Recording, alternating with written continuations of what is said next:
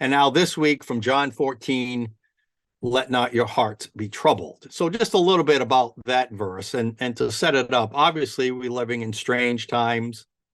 Everything seems to be geared to be a deception.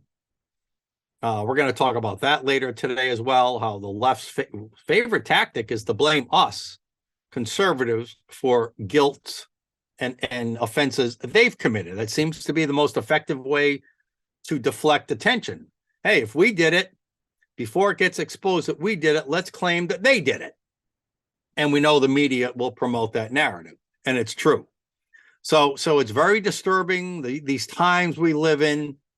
I mean, who could have imagined that even though I talk about faith, let me get a little specific there. Who could have imagined that our faith would be criticized so much in the media, by advocacy groups, by government officials, people not wanting to violate their, whether they're a web maker or a cake maker, a web designer or a cake maker, cake baker.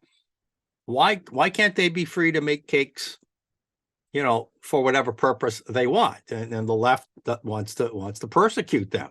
And there's headlines about churches and ministries being vandalized. And we're even seeing that the FBI has sent out spies into churches, thinking that in the middle of churches is going to be born the next January 6th insurrection or January 6th domestic terror attack.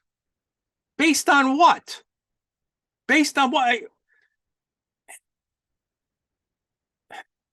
I can't even tell you how wrong that is. You know about that. But the point being there is they want to go investigate innocent, law-abiding, God-fearing people, and then they turn their blind eye on everything from the riots we saw in 2020 and 2021, the apparent crimes of Hunter Biden, and looks like his father. We're going to get into that a second, Joe Biden as well.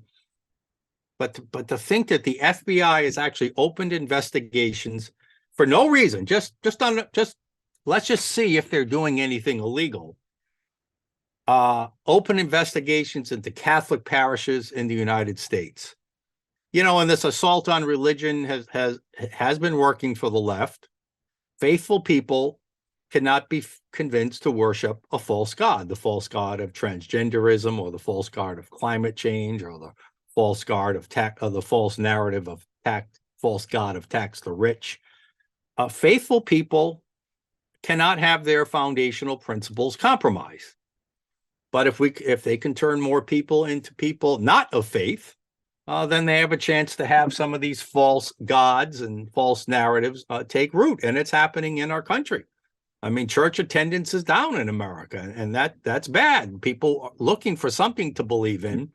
And if not the solid foundation of God, if not the solid foundation of our Constitution, a lot of people are going to tend to believe some of these false narratives that are put forth by these so-called thieves, as I call them. The wolf, we as wolves need to chase these thieves who want to steal our souls, steal our minds, steal our freedoms away.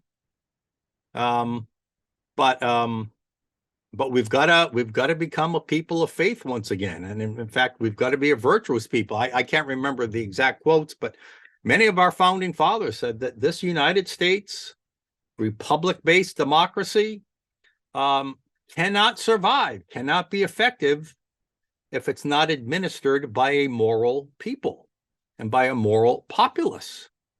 And right now we have immoral, transgender 19 virus infected people and woke infected people running our government. And we have a populace that's becoming increasingly woke, increasingly less religious, increasingly more believing in some of these false principles. So we've got to become a country of faith again. We've got to become a country that's patriotic again. And we have to believe in our country, or else we're going to continue to be divided. But certainly there's mounting pressure on Christians. I get it all the time since I've been speaking out a little bit more and using some biblical verses. Hey, they attack me. And I tell you, it doesn't hurt. It doesn't hurt. It really doesn't hurt. You wear it as a badge of honor. But faith in America is clearly under siege.